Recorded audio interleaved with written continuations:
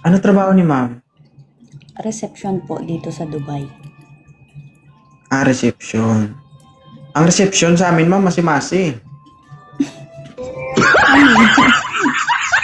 One to ba? Ilan taon ka na, Mary? 39 po. 39. Opo. Matagal ka na rin single. 10 years na po.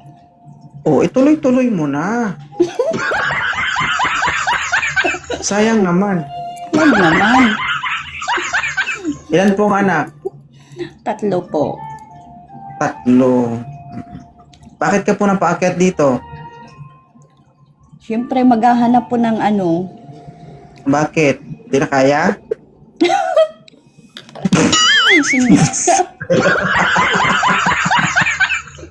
Hindi na kaya? Hindi na. Katol na? Host, Ilonggo din po ako. Patay. Ilonggo ka? Opo. Ibig sabihin, may itlog ka. Iba ang Ilonggo sa Ilongga. Kapag Ilongga, babae ka. Pag Ilonggo, lalaki ka. May itlog pala ito, ha? Ilongga pala. Nalinlang kami sa nakita namin dito.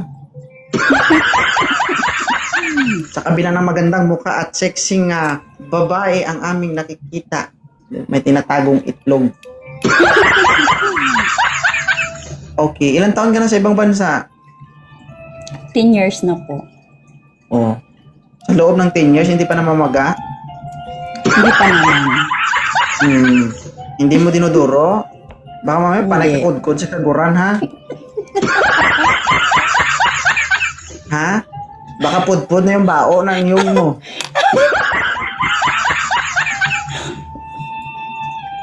Ano po ang gusto ni ma'am sa isang lalaki? Kahit ano, basta mabait. Maraming nagsabi niyan dito. At Pero saka faithful. maraming faithful dito, ma'am. Ang tanong sa itsura, kaya mo ba?